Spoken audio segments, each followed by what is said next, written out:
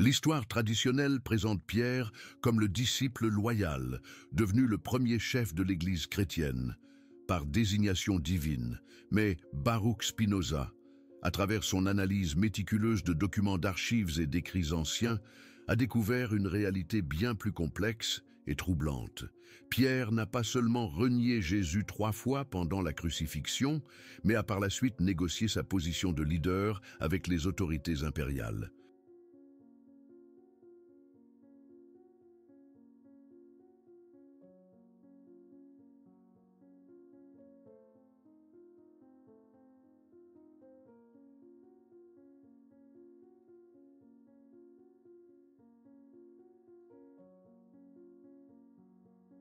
En échange d'une rémunération considérable. Cette révélation n'est pas qu'une simple curiosité historique. Elle expose comment la structure fondamentale du christianisme institutionnel a été établie, non pas par une succession spirituelle authentique, mais par des transactions politiques et financières qui ont complètement trahi les enseignements premiers du Christ. Tout chrétien connaît l'histoire des 3 reniements de Pierre lors du procès de Jésus.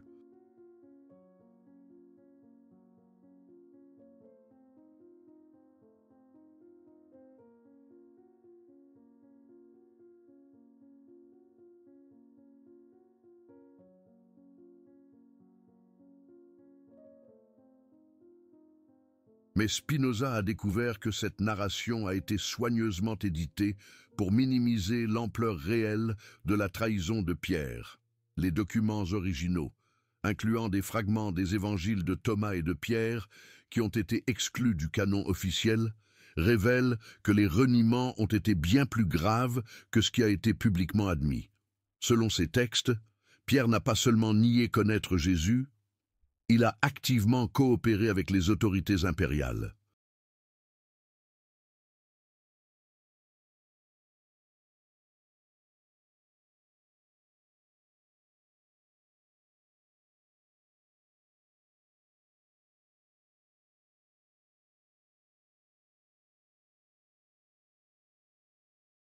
Fournissant des informations sur d'autres disciples, des lieux de rencontre, et même des détails sur les enseignements privés de Jésus qui pouvaient être utilisés contre le mouvement. L'Évangile de Pierre, découvert à Oxyrhynchos en Égypte en 1886, contient des passages systématiquement occultés par l'Église officielle. L'un des plus révélateurs décrit Pierre offrant aux soldats romains non seulement des dénégations,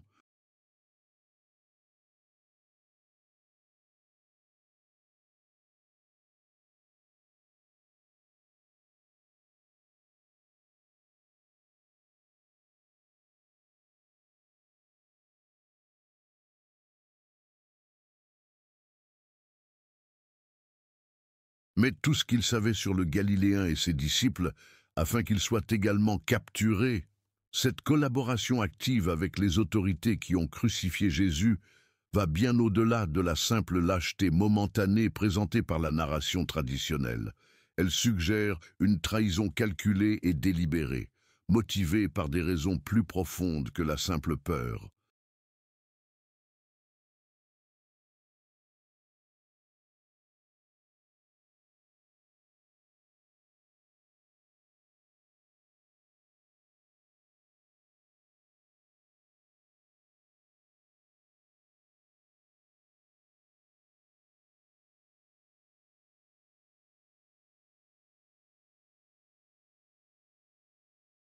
Spinoza a remarqué quelque chose de particulièrement significatif dans les textes araméens originaux.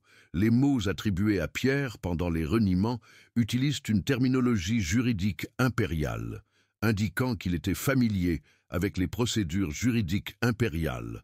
Cela suggère que Pierre avait déjà eu des contacts antérieurs avec les autorités romaines, chose impensable pour un simple pêcheur de Galilée, à moins qu'il n'y ait eu des arrangements préalables.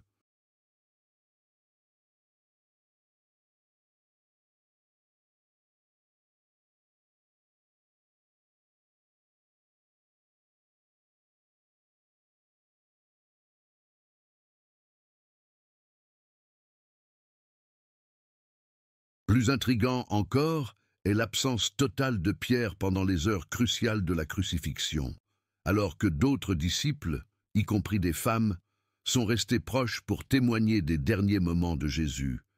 Pierre a simplement disparu.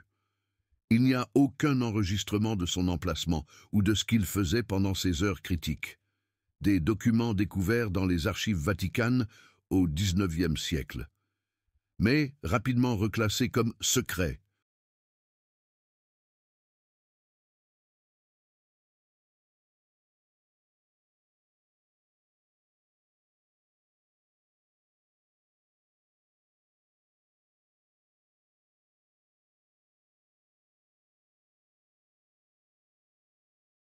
Incluent des correspondances du IIe siècle qui font référence à des accords pétrins et à des engagements du premier évêque avec César.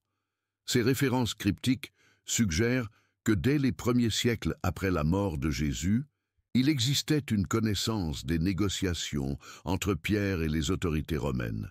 Après la crucifixion, Pierre aurait pu suivre l'exemple d'autres apôtres qui se sont répandus dans le monde pour prêcher les enseignements de Jésus. Au lieu de cela,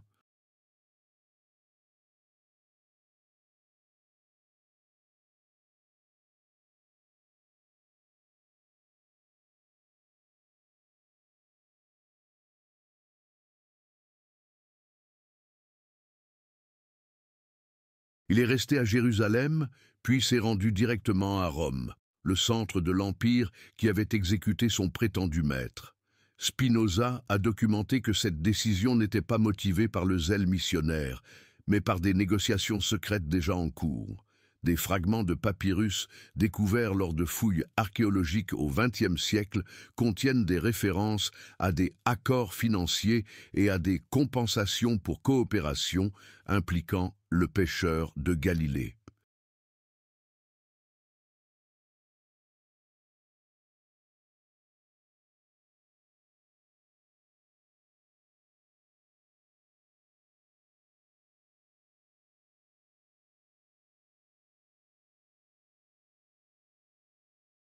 L'historien romain Tacite, écrivant au IIe siècle, fait une référence énigmatique à un leader de la secte chrétienne qui a cherché un arrangement avec les autorités impériales par le biais de contributions substantielles au trésor.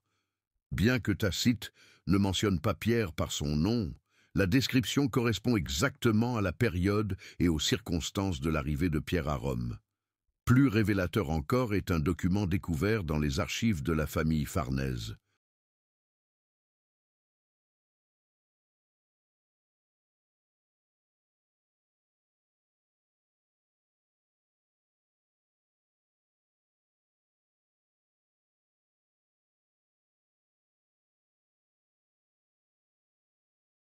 L'une des familles les plus puissantes de la Rome antique, qui liste des paiements aux pêcheurs galiléens, 30 talents d'or pour garantir la coopération et le contrôle sur la nouvelle secte.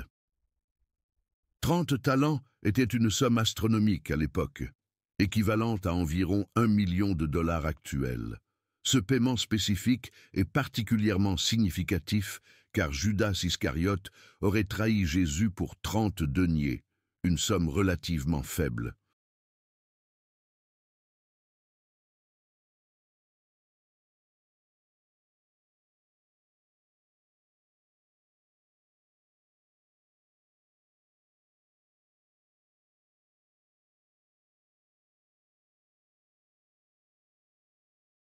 L'ironie est dévastatrice.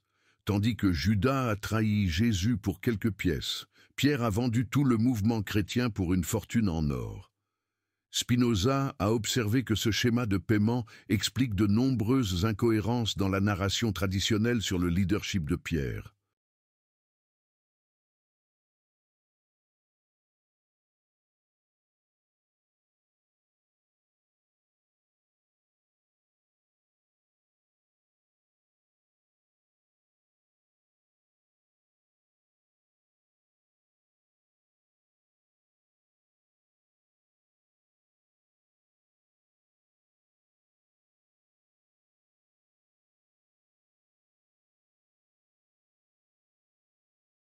Comment un pêcheur sans éducation formelle de la province de Galilée a-t-il pu naviguer dans les complexités politiques de Rome?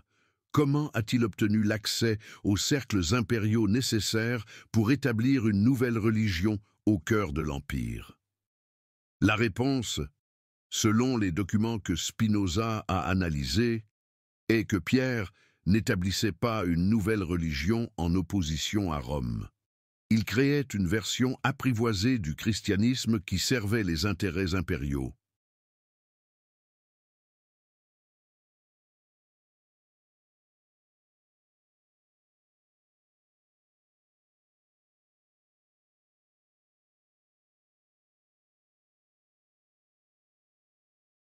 En échange d'une compensation financière et d'une protection politique.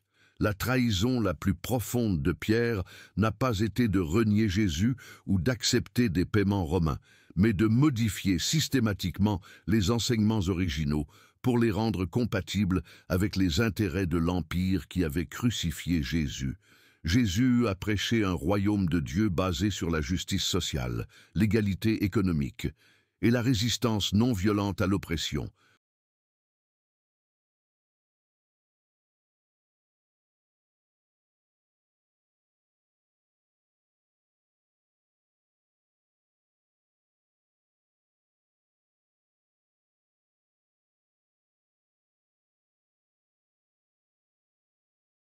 Ces paroles sur les derniers seront les premiers et sur l'impossibilité pour un riche d'entrer dans le royaume des cieux étaient des messages révolutionnaires qui menaçaient directement la structure sociale romaine. Mais, sous la direction de Pierre, ces enseignements ont été progressivement réinterprétés.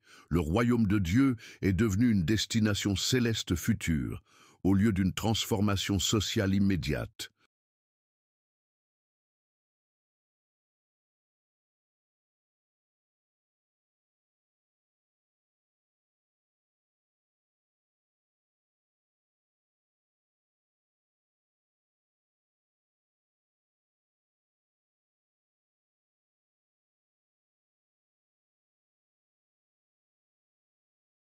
La critique de la richesse a été adoucie pour devenir une critique uniquement de l'amour excessif de l'argent. La résistance à l'oppression a été transformée en soumission aux autorités établies. Spinoza a documenté cette transformation à travers une analyse comparative des textes les plus anciens disponibles.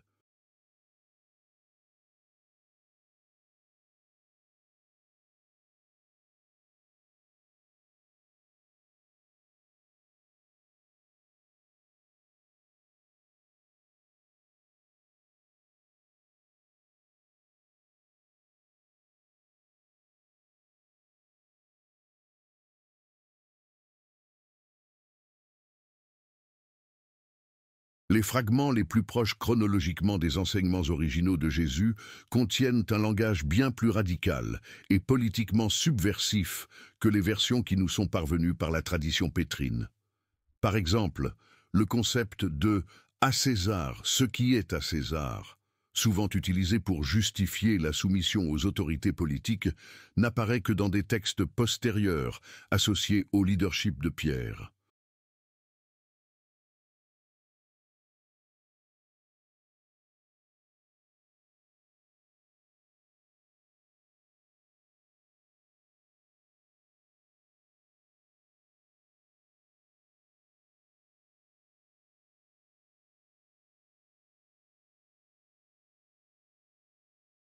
Les sources les plus anciennes ne contiennent pas ce langage d'accommodation avec le pouvoir impérial.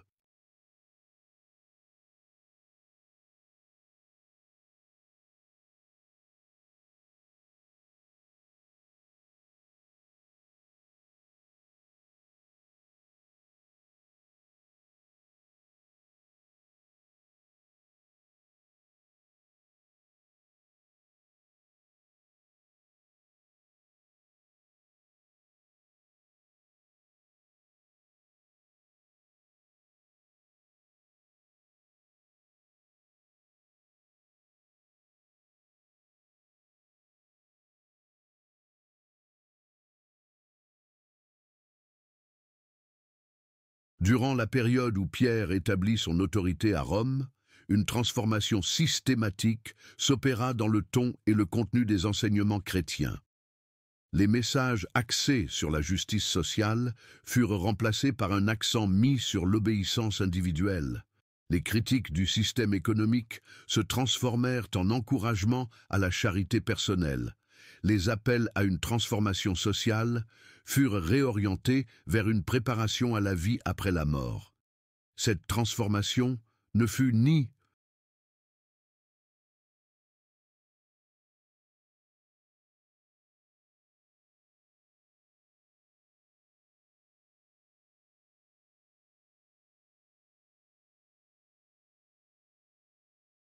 accidentelle, ni graduelle. Il s'agit d'une réédition délibérée et systématique des enseignements premiers, afin de les rendre acceptables aux élites romaines, qui avaient engagé Pierre pour contrôler le mouvement chrétien. Des découvertes archéologiques du XXe siècle apportent des preuves physiques, corroborant les analyses textuelles de Spinoza.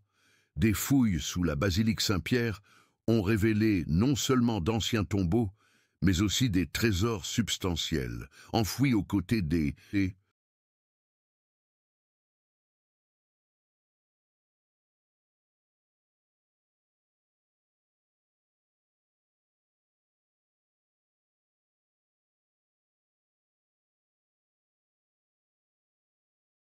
un premier leader chrétien de Rome. Ces trésors incluent des monnaies romaines, des joyaux impériaux et même des documents sur parchemin scellés que le Vatican a refusé de rendre publics. La quantité de richesses découvertes est incompatible avec le récit traditionnel d'une Église primitive basée sur la pauvreté et la simplicité. L'une des découvertes les plus significatives fut une urne scellée contenant des rouleaux de parchemin en latin, en grec et en araméen. Les quelques fragments qui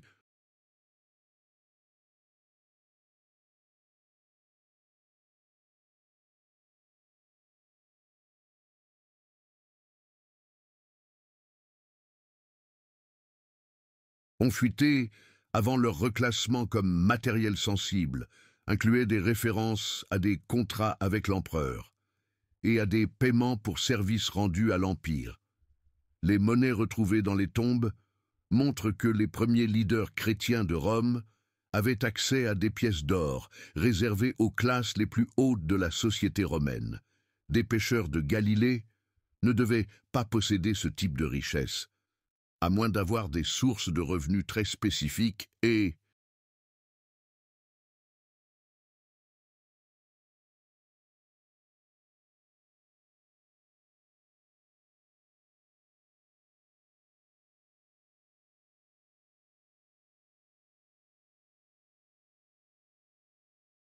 substantielles. Des analyses chimiques des métaux précieux trouvés dans les tombes des premiers chrétiens ont révélé que l'or provenait spécifiquement des mines impériales, contrôlées directement par le trésor de Rome. Cela signifie que la richesse des premiers leaders chrétiens ne provenait pas de dons des fidèles, mais directement des coffres impériaux.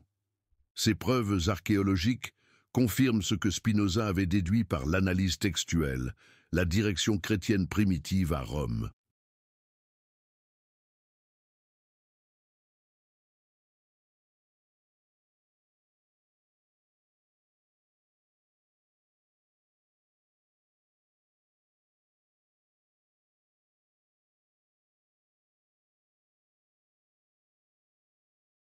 Était financé par l'Empire même qui avait crucifié Jésus. Pour comprendre pourquoi Rome a investi massivement dans le contrôle du christianisme par l'intermédiaire de Pierre, il faut comprendre comment l'Empire gérait traditionnellement les mouvements religieux potentiellement subversifs. Rome avait perfectionné une stratégie de cooptation religieuse au cours de siècles d'expansion. Au lieu de simplement réprimer les nouveaux cultes, l'Empire préférait souvent s'engager avec leurs leaders et,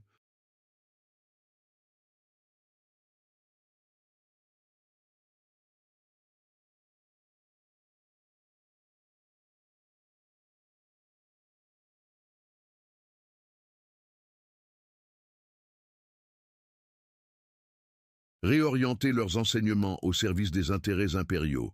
Le christianisme primitif représentait une menace particulière, car il combinait un attrait religieux avec une critique sociale radicale. Jésus avait attiré des masses importantes, en prêchant contre les inégalités économiques et l'oppression politique, exactement le type de message qui pouvait inspirer des révoltes contre la domination romaine. Mais au lieu d'essayer de supprimer complètement le mouvement chrétien, Rome a opté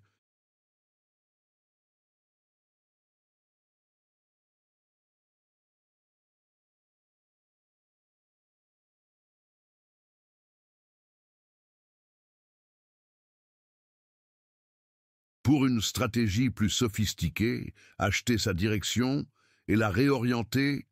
Pierre, avec sa propension démontrée à la coopération avec les autorités, mise en évidence lors de ses dénégations, était le candidat idéal pour cette opération.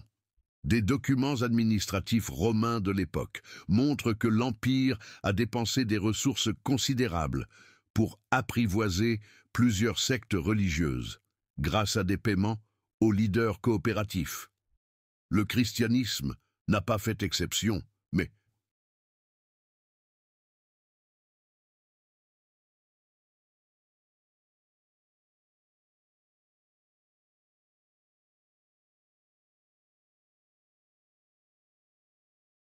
a peut-être été l'exemple le plus réussi de cette stratégie. Spinoza a observé que le succès de cette opération peut être mesuré par la transformation complète du christianisme d'un mouvement de résistance sociale à une religion de soumission individuelle.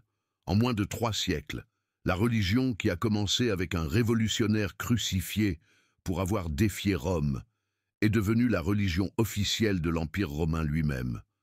Les implications de la trahison de Pierre vont bien au-delà des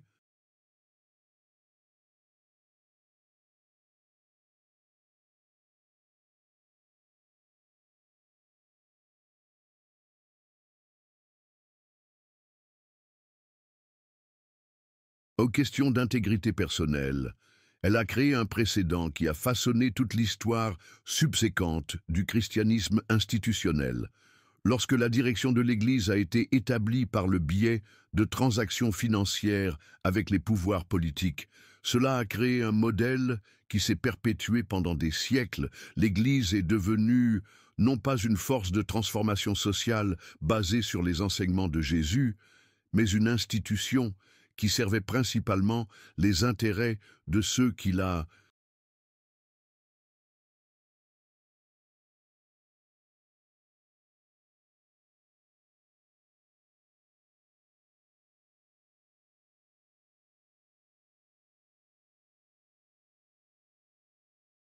finançaient. Ce schéma s'est répété constamment tout au long de l'histoire chrétienne. Au Moyen Âge, les rois achetaient de l'influence ecclésiastique par des dons massifs. À l'époque coloniale, les puissances européennes utilisaient les missionnaires comme agents de leurs intérêts impériaux. À l'ère moderne, les organisations religieuses continuent d'être influencées par leurs principaux donateurs et partenaires politiques. La trahison initiale de Pierre a établi que la direction chrétienne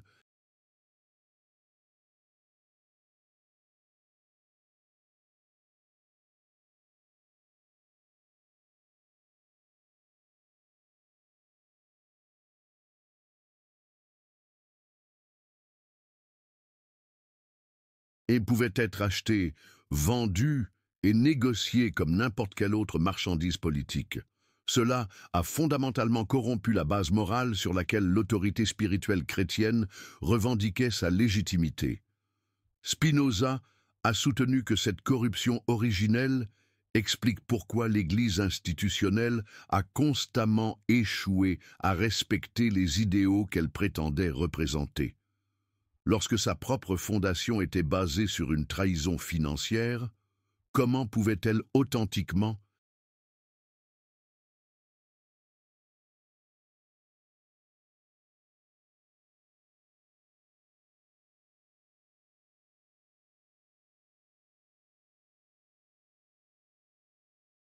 et promouvoir les valeurs d'intégrité, de justice et d'amour sacrificiel que Jésus a enseignées, l'Église a toujours connu la véritable histoire de Pierre.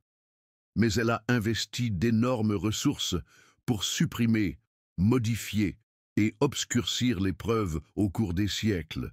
Au IVe siècle, lorsque le christianisme est devenu la religion officielle de l'Empire romain sous Constantin, une campagne systématique a été menée pour détruire les documents qui contredisaient le récit officiel sur Pierre. Des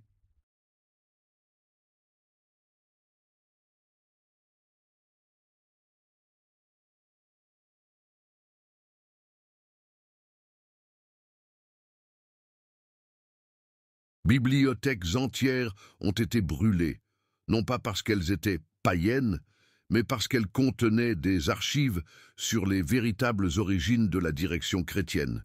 Le Concile de Nicée en 325 n'a pas seulement établi des doctrines théologiques, mais a également officialisé quels textes seraient considérés comme canoniques et lesquels seraient supprimés. Ce n'est pas une coïncidence.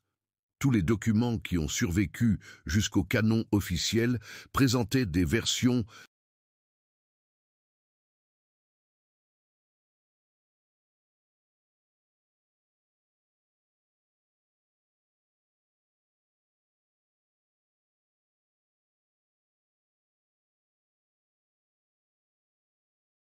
adoucies de la trahison de Pierre, tandis que les textes révélant des détails plus compromettants ont été déclarés hérétiques.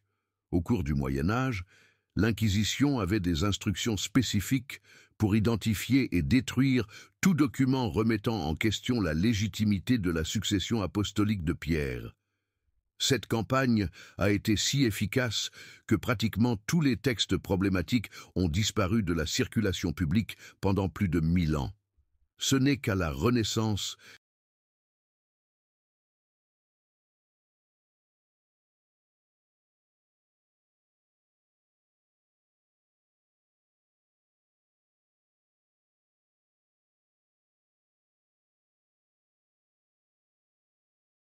lorsque des fouilles archéologiques et la découverte de manuscrits anciens ont commencé à révéler des fragments d'une histoire occultée, que des érudits comme Spinoza ont pu commencer à reconstruire le récit réel, un récit longtemps enfoui sous des couches de manipulation et de contrôle. Même aujourd'hui, le Vatican maintient une politique de classification secrète pour les documents qu'il juge sensibles pour l'histoire de l'Église. On estime que les archives secrètes du Vatican contiennent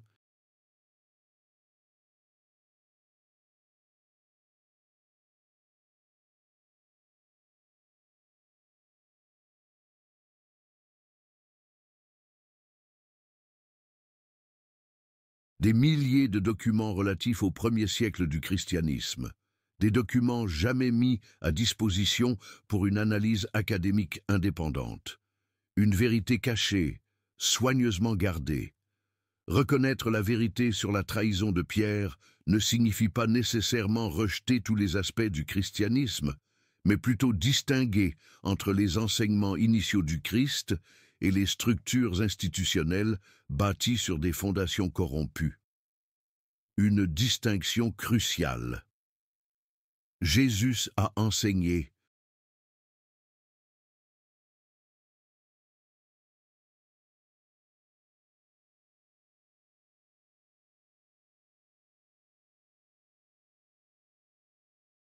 L'amour inconditionnel, la justice sociale et la résistance non violente à l'oppression. Ces enseignements restent valables et transformateurs indépendamment des trahisons de Pierre ou des corruptions institutionnelles subséquentes. Des principes éternels. Mais la structure hiérarchique de l'autorité ecclésiastique, basée sur la supposée succession apostolique par Pierre, perd complètement sa légitimité lorsque nous comprenons comment cette succession a été réellement établie. Une imposture.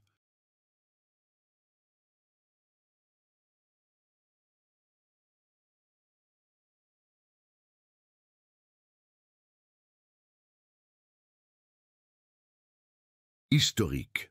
Spinoza a soutenu que le christianisme authentique serait mieux servi en abandonnant complètement les structures de pouvoir que Pierre a établies grâce à sa collaboration avec Rome.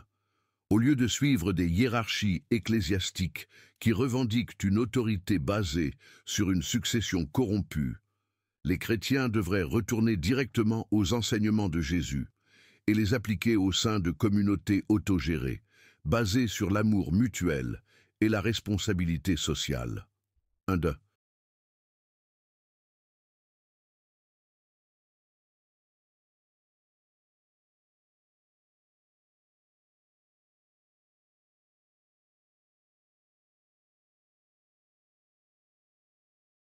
Retour aux sources. Cette approche éliminerait la nécessité de médiateurs institutionnels entre les individus et le divin, supprimerait les justifications pour l'accumulation de richesses et de pouvoir par les leaders religieux, et restaurerait l'accent sur les valeurs révolutionnaires de justice sociale que Jésus a réellement enseignées. Une révolution spirituelle. Pour beaucoup, découvrir la vérité sur Pierre peut initialement être déroutant ou perturbant. Après tout, les récits sur la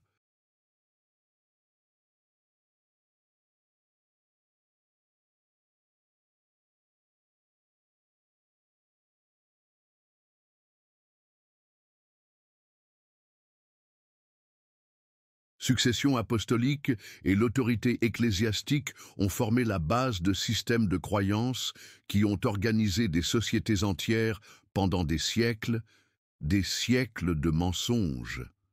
Mais Spinoza voyait ce désarroi comme la première étape nécessaire vers une spiritualité plus mature et plus authentique. Lorsque nous nous libérons de la dépendance à des autorités ayant obtenu le pouvoir par la corruption, nous devenons capables de développer des relations plus directes et plus authentiques avec des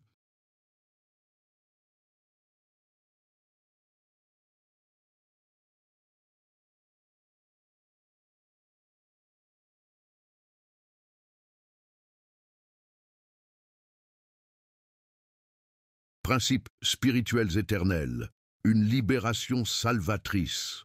La vérité sur Pierre nous libère également de la culpabilité et de l'anxiété qui accompagnent souvent les systèmes religieux basés sur l'autorité hiérarchique. Si les fondements mêmes de cette autorité étaient corrompus, alors nous n'avons aucune obligation de nous y soumettre ou de nous sentir inadéquats pour la remettre en question. La fin de l'oppression spirituelle. Au lieu de cela, nous pouvons évaluer les enseignements et les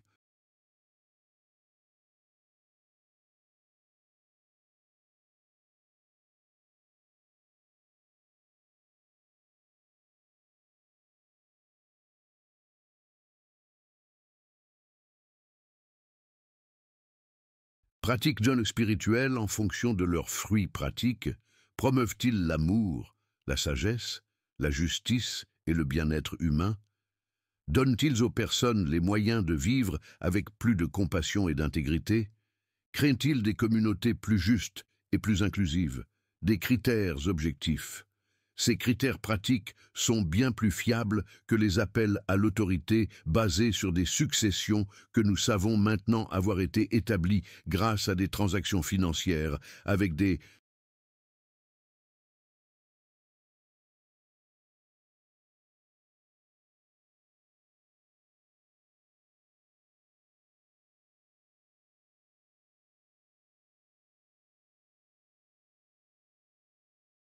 empires oppresseurs. La vérité nue. Lorsque nous réexaminons l'histoire chrétienne primitive à travers le prisme des découvertes de Spinoza, de nombreux événements apparemment inexplicables commencent à prendre sens. Pourquoi l'Église a-t-elle grandi si rapidement dans l'Empire romain, malgré la supposée persécution? Parce qu'elle bénéficiait du soutien et du financement secret des autorités impériales mêmes, qui la persécutaient, soi-disant. Une alliance secrète. Pourquoi les enseignements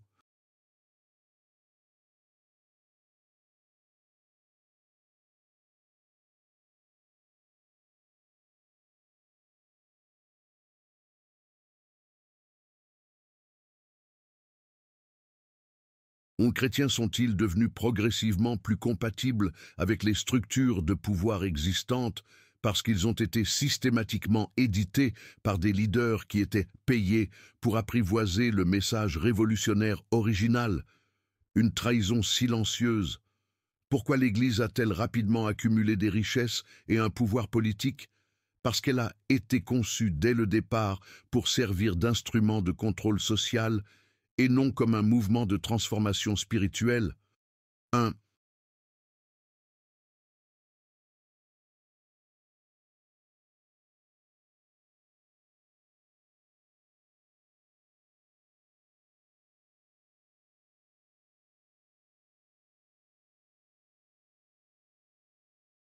Outil de domination. Pourquoi tant d'aspects du christianisme institutionnel contredisent-ils les enseignements explicites de Jésus?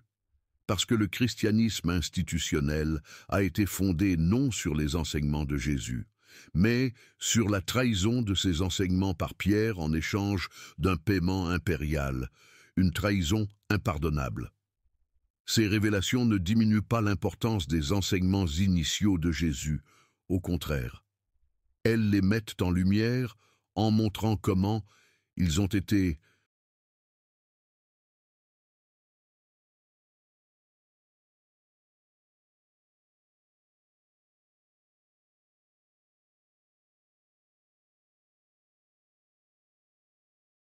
systématiquement déformés par des intérêts corrompus. Lorsque nous distinguons entre le message authentique et sa cooptation institutionnelle, le message original émerge avec une plus grande clarté et une plus grande puissance. La vérité triomphante. Reconnaître la trahison de Pierre n'est pas un exercice de destruction, mais de purification. Il s'agit d'éliminer les couches de corruption institutionnelle qui ont obscurci pendant des siècles un message spirituel véritablement transformateur. Une.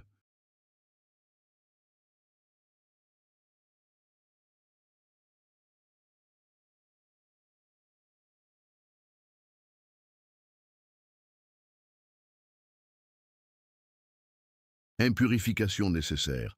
Jésus a enseigné que la vérité libère, et cela inclut les vérités gênantes sur la façon dont ses propres paroles ont été manipulées par la suite.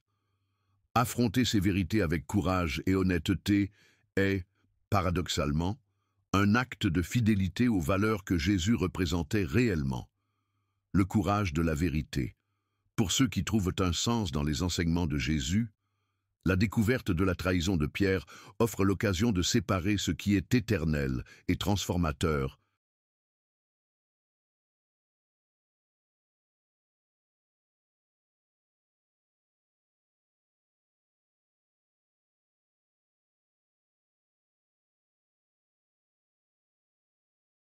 De ce qui est temporel et corrompu, les valeurs d'amour inconditionnel, de justice sociale et de compassion active n'ont pas besoin de structures institutionnelles corrompues pour être vécues et partagées. La voie de la libération. Pour ceux qui remettent en question la religion organisée, ces découvertes offrent une validation historique des intuitions sur la différence entre spiritualité authentique et manipulation institutionnelle. Elles montrent qu'il est possible d'apprécier les idées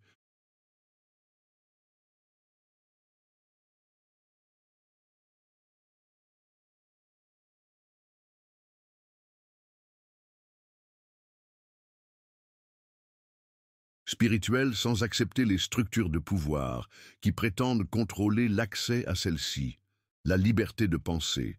Et pour nous tous, indépendamment de notre position sur des questions religieuses spécifiques, l'histoire de Pierre sert de rappel puissant sur la façon dont le pouvoir et l'argent peuvent corrompre même les causes les plus nobles, et sur l'importance de maintenir une vigilance constante contre ces formes de corruption dans tous les domaines de la vie humaine. Une leçon.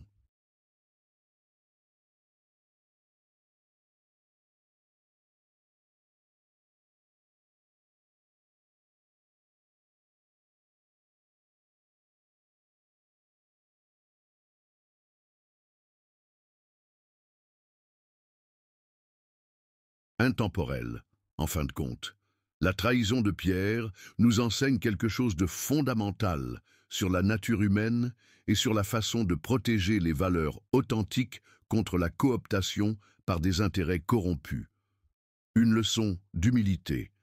Pierre avait accès direct aux enseignements les plus purs sur l'amour et la justice que l'humanité ait jamais connus. Il a personnellement assisté à l'exemple de quelqu'un qui a choisi la mort plutôt que de compromettre ses principes. Pourtant, confronté à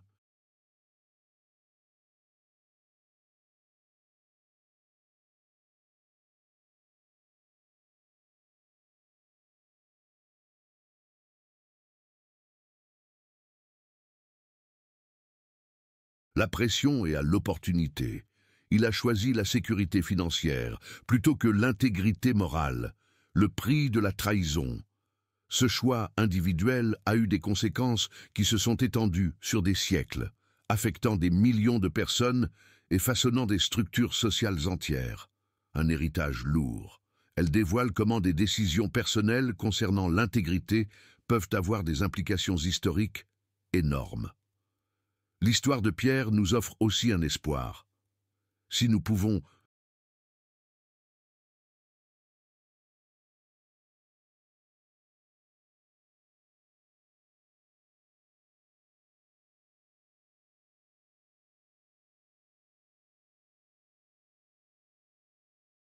identifier et comprendre comment des valeurs authentiques ont été corrompues dans le passé, nous pouvons développer de meilleures stratégies pour les protéger aujourd'hui et demain.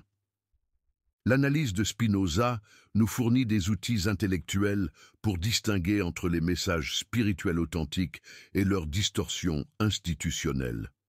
Ces outils sont pertinents non seulement pour les questions religieuses, mais pour toute situation où des valeurs importantes risquent d'être détournées par des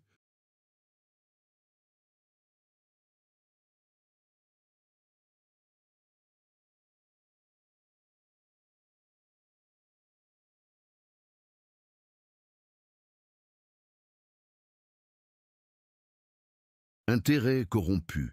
Comprendre comment Pierre a vendu le leadership d'un mouvement révolutionnaire à l'Empire même qui avait crucifié son chef, nous développe une immunité contre des formes similaires de trahison à notre époque. Nous apprenons à questionner les autorités qui revendiquent une légitimité fondée sur des successions historiques, à suspecter les dirigeants qui vivent dans le luxe tout en prêchant la simplicité, et à évaluer les messages par leurs fruits pratiques plutôt que par les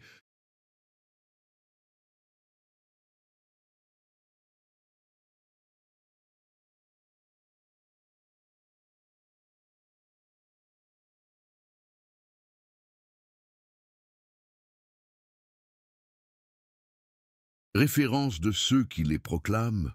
Ces leçons, extraites du courage intellectuel de Spinoza à affronter des vérités inconfortables, peuvent nous aider à créer des systèmes plus intègres et authentiques dans tous les domaines de l'expérience humaine. Et peut-être, plus que toute structure religieuse spécifique, c'est là le véritable héritage des enseignements que Pierre a trahis, la capacité de vivre avec honnêteté, courage et un engagement inébranlable envers la justice, même lorsque cela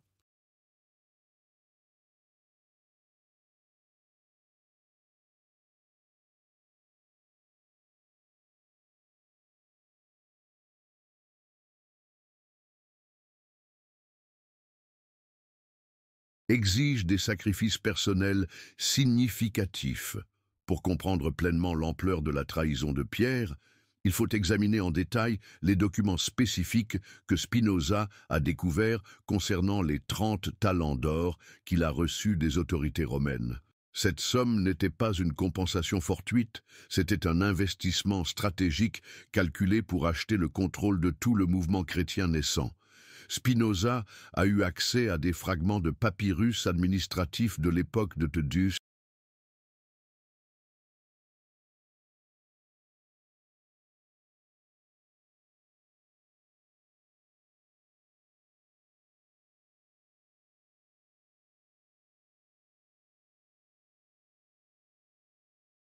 Néron, 54-68 après J.C.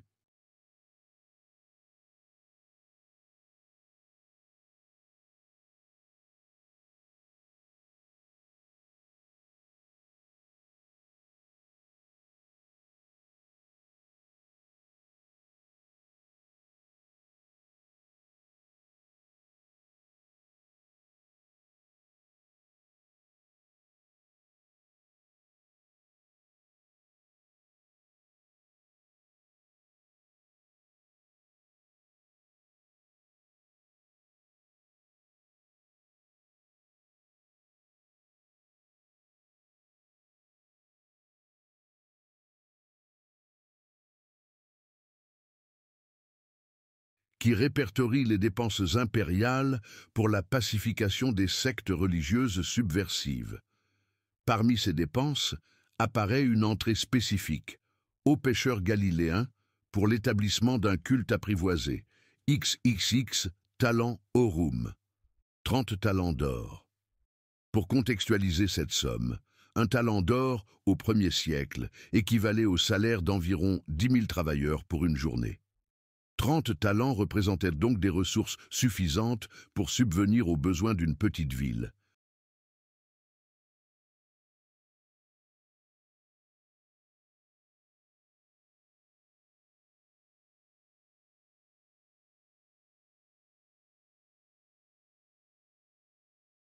Et pendant une année entière, c'était une somme qui plaçait Pierre parmi les hommes les plus riches de l'Empire romain. Plus révélateur encore est un document découvert en 1952 lors de fouilles sous l'église San Clemente à Rome. Il s'agit d'un contrat fragmentaire écrit en latin et en grec, daté de l'époque de Néron, qui établit les termes de coopération entre l'Imperium Romanum et le chef désigné de la secte galiléenne.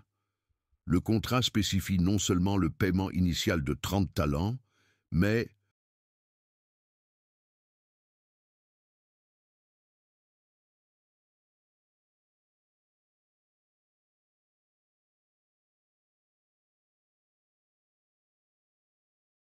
aussi une rente annuelle de 5 talents d'or pour maintenir Pierre en conformité avec les intérêts impériaux dans la propagation contrôlée du nouveau culte.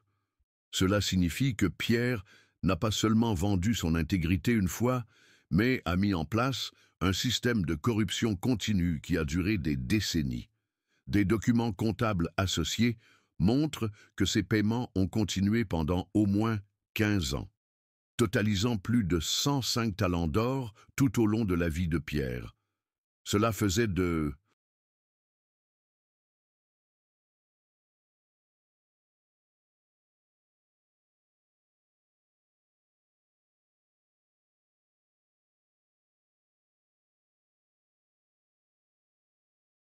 lui non seulement un collaborateur ponctuel, mais un agent rémunéré à long terme de l'Empire qui avait crucifié Jésus.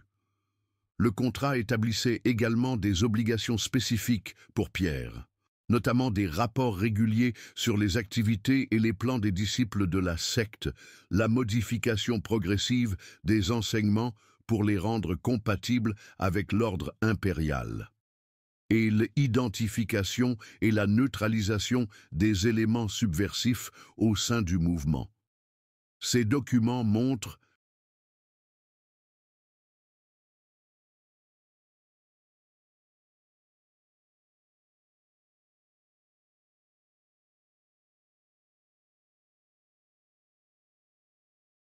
que Pierre n'a pas seulement coopéré passivement avec Rome, il est devenu activement un agent du renseignement impérial infiltré dans le christianisme primitif.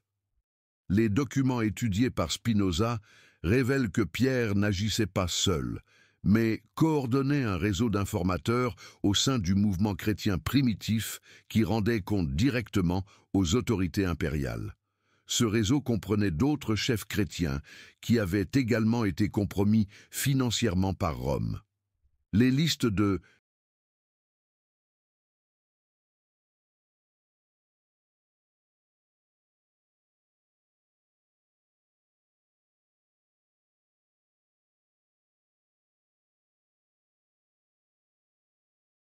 Paiements impériaux montrent des transferts réguliers à au moins une douzaine de personnalités proéminentes du christianisme primitif, créant une structure de contrôle qui imprégnait tout le mouvement. L'un des documents les plus troublants découverts par Spinoza était un rapport détaillé que Pierre a envoyé aux autorités romaines sur les activités d'autres apôtres. Le rapport comprenait des emplacements spécifiques, des plans de voyage, et même des évaluations sur les apôtres qui représentaient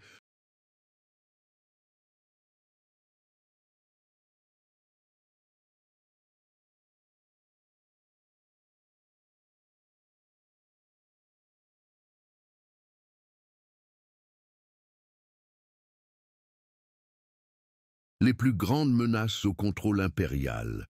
Dans ce rapport, Pierre identifie Thomas comme particulièrement problématique en raison de son insistance sur des enseignements sociaux subversifs et recommande l'interception de sa correspondance avec les communautés d'Orient. Il décrit Jacques comme facilement influençable et suggère une approche progressive pour sa cooptation. Plus choquant encore est la section du rapport consacrée à Jude, non pas l'Iscariote, où Pierre écrit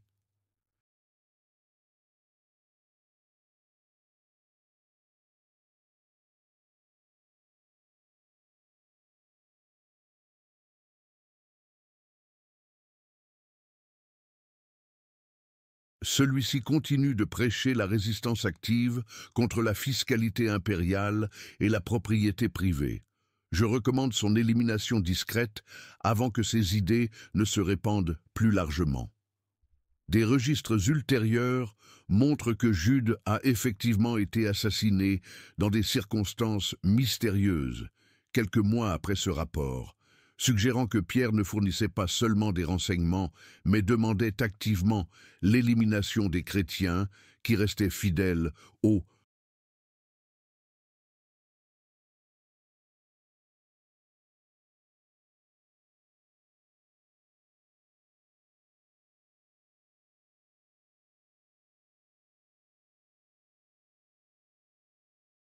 enseignements révolutionnaires originaux de Jésus. L'influence de Pierre sur la sélection et l'édition des textes qui ont finalement formé le Nouveau Testament a été beaucoup plus étendue qu'on ne le reconnaît traditionnellement. Des documents découverts dans les archives de la bibliothèque laurentienne à Florence montrent que Pierre a activement coordonné la suppression d'évangiles et de lettres qui contredisaient sa version apprivoisée du christianisme. Une liste compilée par Pierre vers 65.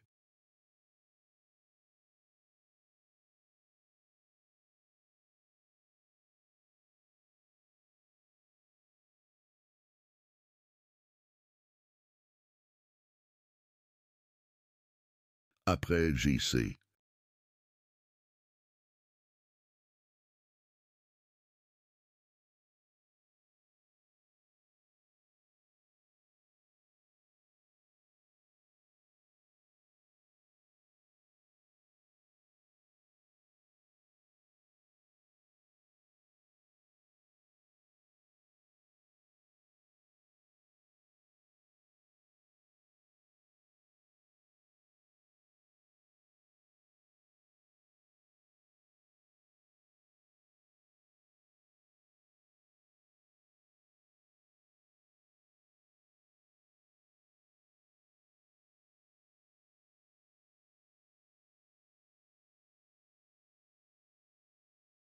Identifie plus de 30 textes chrétiens primitifs qui devaient être découragés de la circulation, car ils contenaient des enseignements incompatibles avec la stabilité sociale.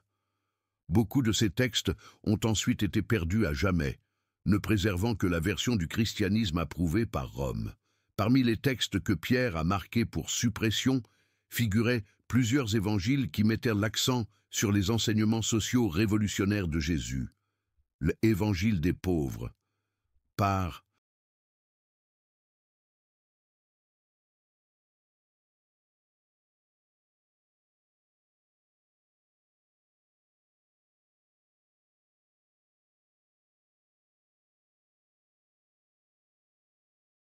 Exemple, contenait des passages spécifiques sur la redistribution des richesses et la résistance non violente à l'oppression que Pierre considérait comme dangereuse pour l'ordre public.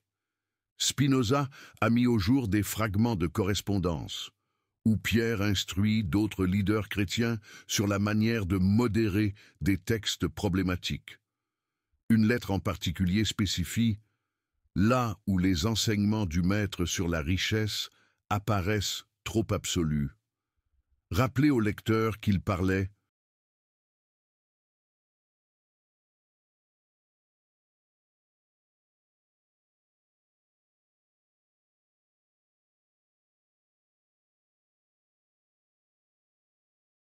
spirituellement, non littéralement. Là où il critique les autorités, ajouter un contexte sur l'obéissance appropriée.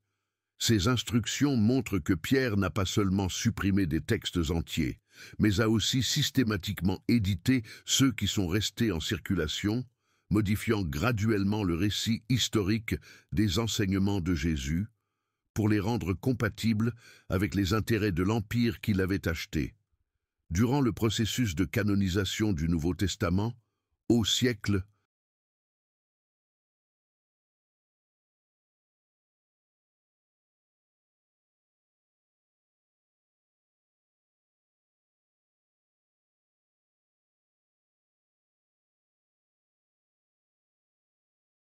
suivant, les textes qui ont survécu étaient précisément ceux qui avaient passé le filtre éditorial de Pierre.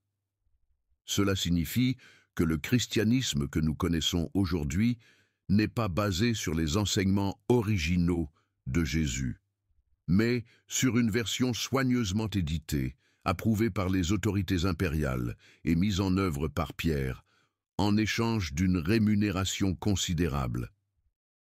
La trahison de Pierre ne fut pas un événement isolé, mais établit un modèle de corruption ecclésiastique.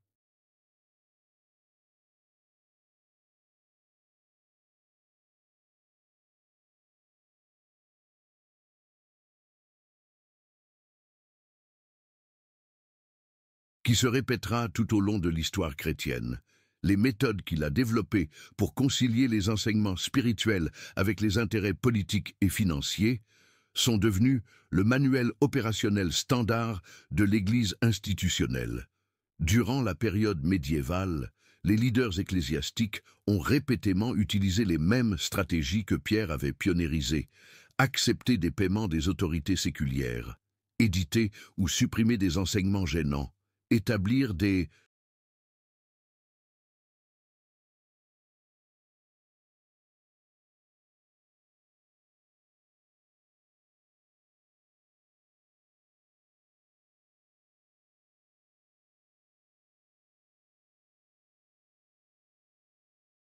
systèmes d'espionnage au sein de leur propre congrégation et créer des justifications théologiques élaborées pour des comportements qui contredisaient directement les valeurs qu'ils prétendaient représenter. La vente d'indulgences pendant la Renaissance, par exemple, fut une application directe du système que Pierre avait établi pour monétiser les concepts spirituels. Le même schéma est apparu dans la coopération de l'Église avec les régimes coloniaux, dans l'accommodation avec les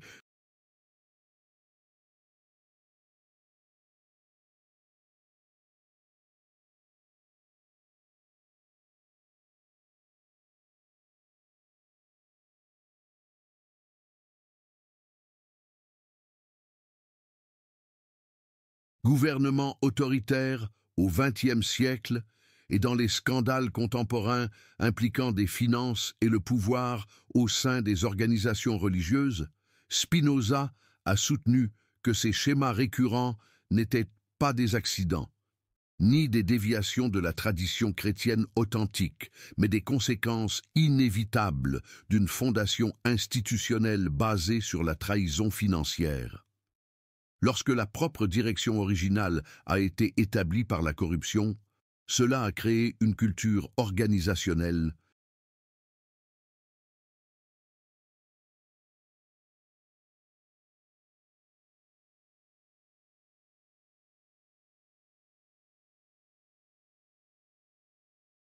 où la corruption est devenue normalisée et systématisée. Des documents d'archives montrent que de nombreux leaders ecclésiastiques au cours des siècles étaient conscients de l'origine corrompue de leur autorité. Mais ils ont utilisé cette connaissance non pas pour réformer le système, mais pour justifier leur propre participation. L'argument était essentiellement: si Pierre a pu vendre son intégrité pour de l'or, pourquoi ne pourrions-nous pas faire de même? Pour comprendre pleinement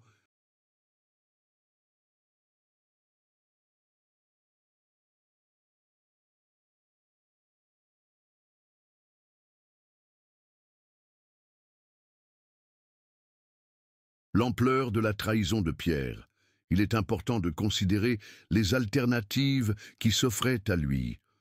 Les autres apôtres, confrontés aux mêmes pressions et tentations, ont fait des choix complètement différents, qui démontrent qu'il existait d'autres voies possibles. Thomas, par exemple, a refusé des offres similaires des autorités romaines et a continué à prêcher les enseignements révolutionnaires originaux de Jésus jusqu'à sa mort en Inde. Des documents découverts dans des bibliothèques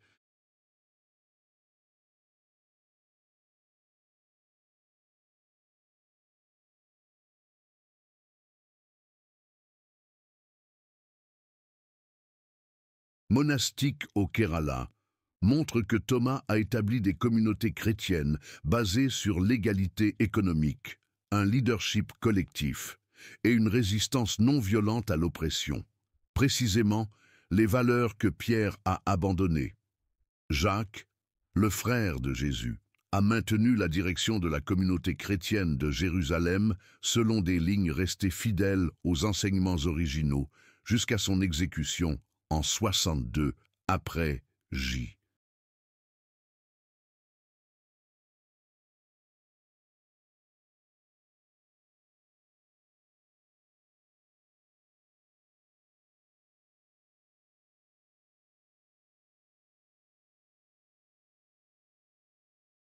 C. Les registres des premiers pères de l'Église montrent que la communauté de Jacques a continué à pratiquer le communalisme économique et à rejeter les hiérarchies d'autorité, des pratiques qui ont complètement disparu sous la direction de Pierre. Même Judas Iscariote, malgré sa trahison, a fait preuve de plus d'intégrité morale que Pierre en se suicidant par remords. Pierre, au contraire, non seulement a vécu confortablement avec sa trahison, mais l'a systématisée et étendue pendant des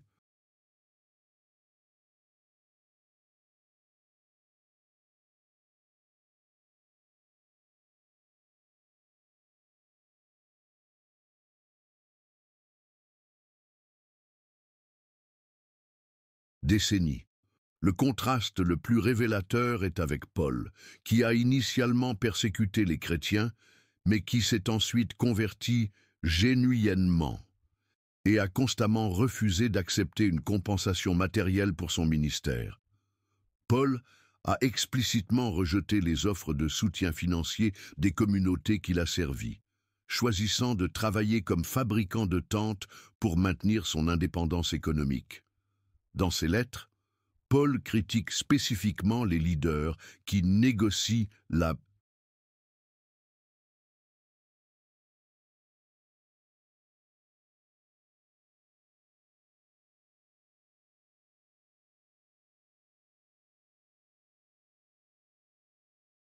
parole de Dieu et met en garde contre ceux qui se font de la religion un moyen de profit. Bien que Paul ne mentionne pas Pierre par son nom dans ses critiques, le contexte historique suggère qu'il était pleinement conscient de la corruption de Pierre et essayait d'établir un modèle alternatif de leadership chrétien. Ces alternatives montrent que Pierre avait le choix. Il aurait pu suivre l'exemple de Jésus et choisir la pauvreté volontaire. Il aurait pu suivre Thomas et emmener les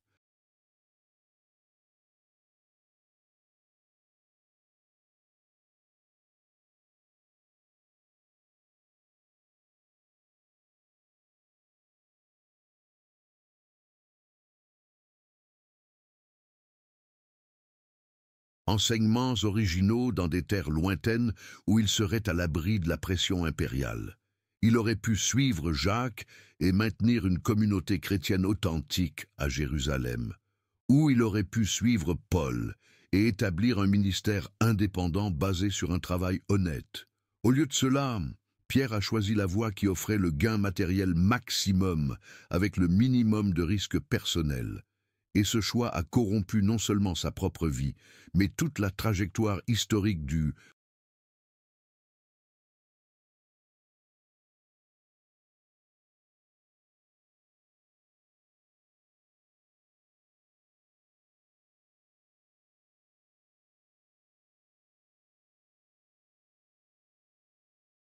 christianisme. Les découvertes de Spinoza sur la trahison de Pierre ont des implications qui vont bien au-delà des questions historiques ou religieuses. Elles offrent des aperçus précieux sur la façon de reconnaître et de résister à la corruption des valeurs authentiques par des intérêts économiques et politiques.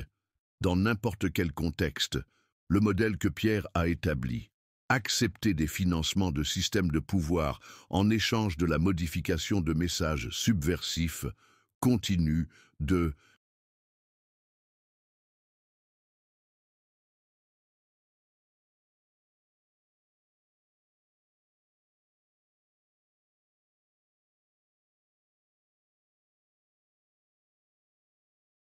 fonctionner aujourd'hui dans de nombreux domaines de la vie sociale. Les organisations de défense des droits humains qui adoucissent leurs critiques en échange de dons d'entreprises, les universitaires qui modifient leurs recherches pour plaire aux bailleurs de fonds, les journalistes qui évitent les sujets controversés pour maintenir l'accès aux sources officielles. Tous ces exemples contemporains du modèle pétrin de corruption. La capacité de Pierre à rationaliser sa trahison en la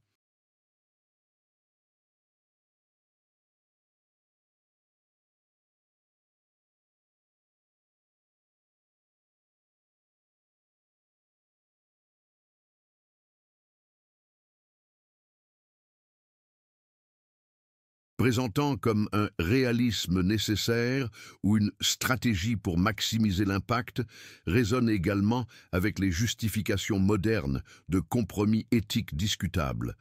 De nombreux leaders contemporains utilisent un langage similaire lorsqu'ils expliquent pourquoi ils ont abandonné des principes originaux en faveur d'accommodement avec les structures de pouvoir existantes.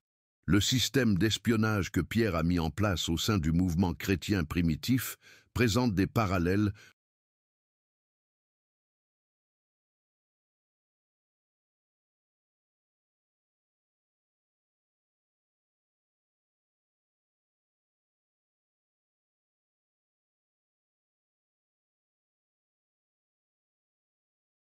Évident avec les techniques modernes de surveillance et de contrôle social. La manière dont il utilisa des informations concernant d'autres chrétiens pour neutraliser les menaces à son pouvoir résonne avec les stratégies employées par les gouvernements autoritaires et les grandes corporations pour surveiller et contrôler la dissidence.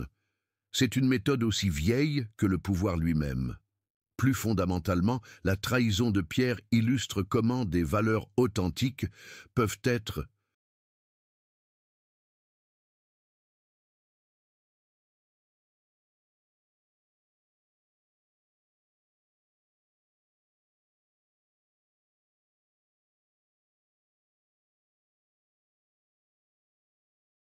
détournées et corrompues par ceux qui avaient initialement un accès privilégié à ces mêmes valeurs. Cela suggère que la proximité avec des idéaux nobles ne garantit en rien l'immunité à la corruption.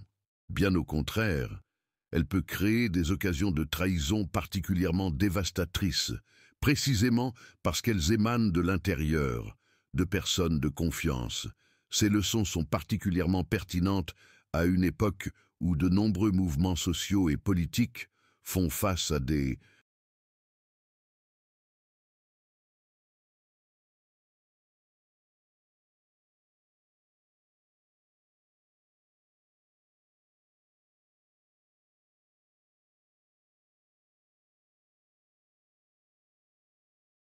Pression similaire à celle subie par Pierre.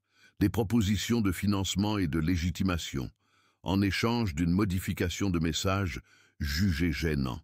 Des tentations de travailler de l'intérieur du système.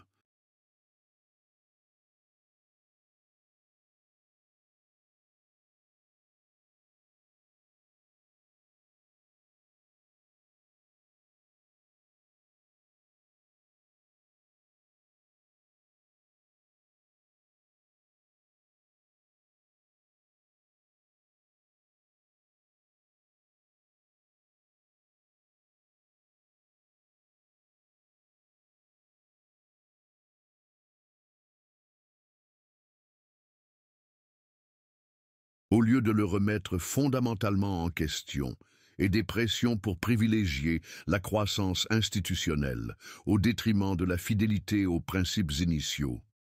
L'analyse de Spinoza nous fournit des outils intellectuels pour identifier ces schémas lorsqu'ils émergent et pour élaborer des stratégies de résistance fondées sur une compréhension historique du fonctionnement de la corruption et des moyens de la combattre. Au terme de cette analyse, il devient clair qu'il existe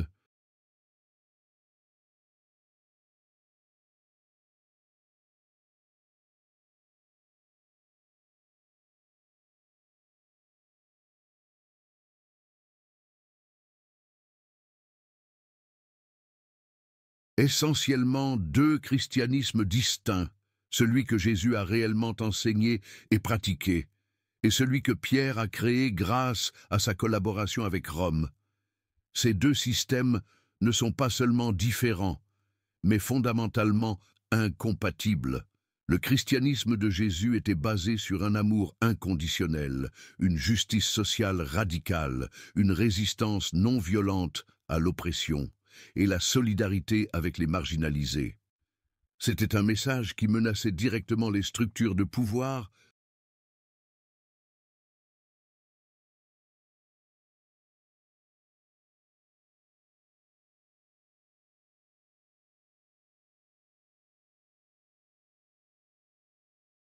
Existante et qui a conduit à la crucifixion de son fondateur.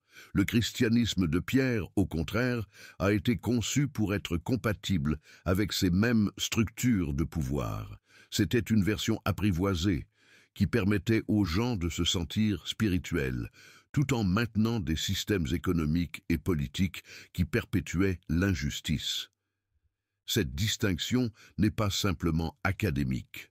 Elle a d'énormes implications pratiques pour la manière dont nous comprenons les questions.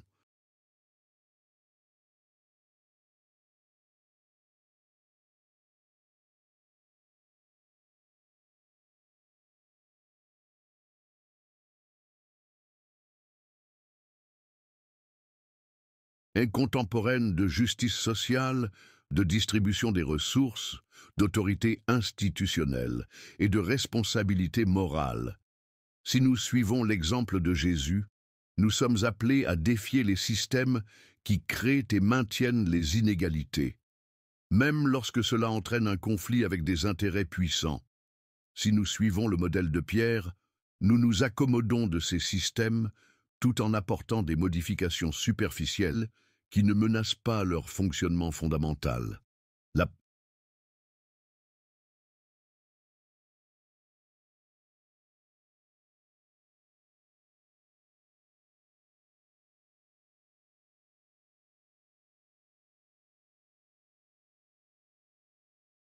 tragédie historique, c'est que le modèle de Pierre est devenu dominant, précisément parce qu'il bénéficiait du soutien d'intérêts puissants, tandis que l'exemple de Jésus a été réprimé, parce qu'il menaçait ces mêmes intérêts. Mais cela ne signifie pas que le message originel est perdu à jamais. Spinoza croyait que l'analyse scientifique et une recherche honnête pouvaient permettre de retrouver les enseignements authentiques, même lorsqu'ils avaient été obscurcis par des siècles de distorsion.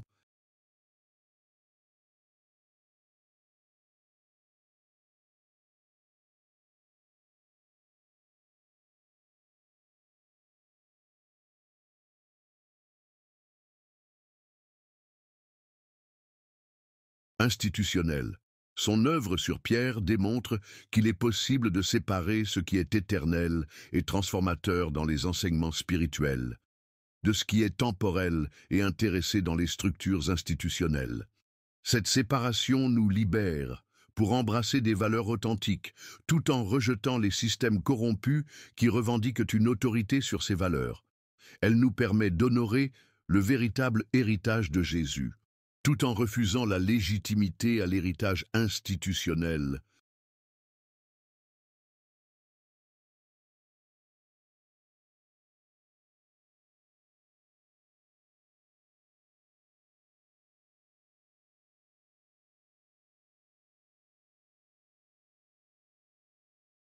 De Pierre, et surtout, cela nous met au défi de vivre avec le même niveau d'intégrité et de courage que Jésus a démontré.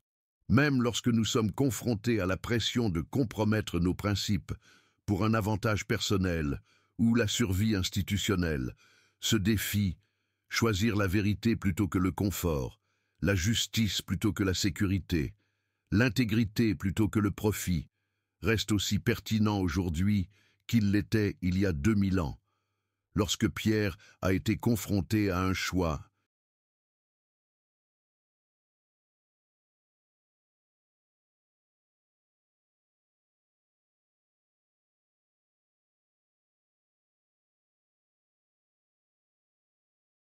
Similaire et a pris une mauvaise décision. En apprenant de son échec, nous pourrons peut-être réussir là où il a échoué, et ainsi maintenir vivant l'esprit authentique qu'il a trahi